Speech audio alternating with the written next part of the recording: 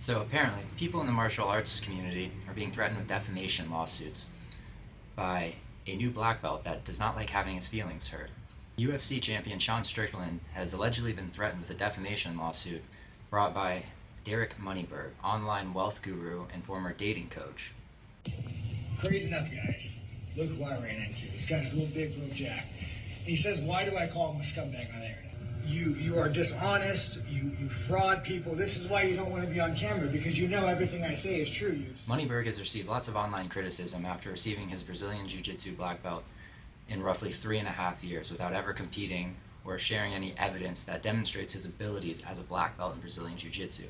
On average, someone spends approximately 10 years training multiple times a week before they're able to call themselves a Brazilian Jiu-Jitsu black belt. And most of these people actually compete before they receive their Brazilian Jiu-Jitsu black belt. Having trained Jiu-Jitsu myself since 2012, I can understand the Jiu-Jitsu community's frustration with this and being a bit critical of Mr. Moneyberg.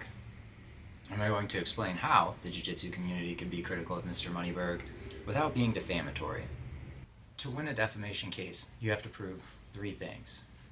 You have to prove that what the defendant said was false. You have to prove that the defendant presented that statement as a factual claim, not a joke or opinion, and that the statement harmed their reputation. But there is a caveat. If the person that you're making the statement about is a public figure, they have to prove an additional element in that you acted with actual malice in making the statement.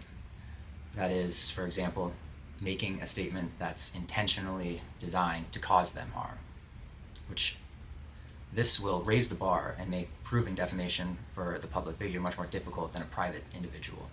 So instead of saying something like alleging he's a scammer, you could say something like, Derek never taps, he just appeals. The only thing he could submit is a court document. His arm bars look like they need a court-appointed guardian.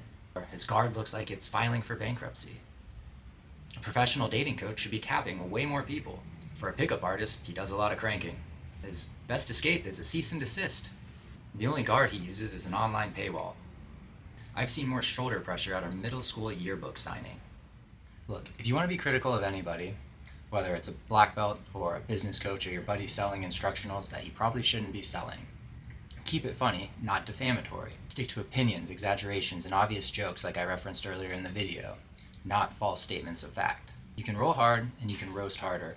Just don't mistake trash talk for testimony. Protect your neck, protect your rights, and remember, free speech is legal as long as you keep it honest and hilarious.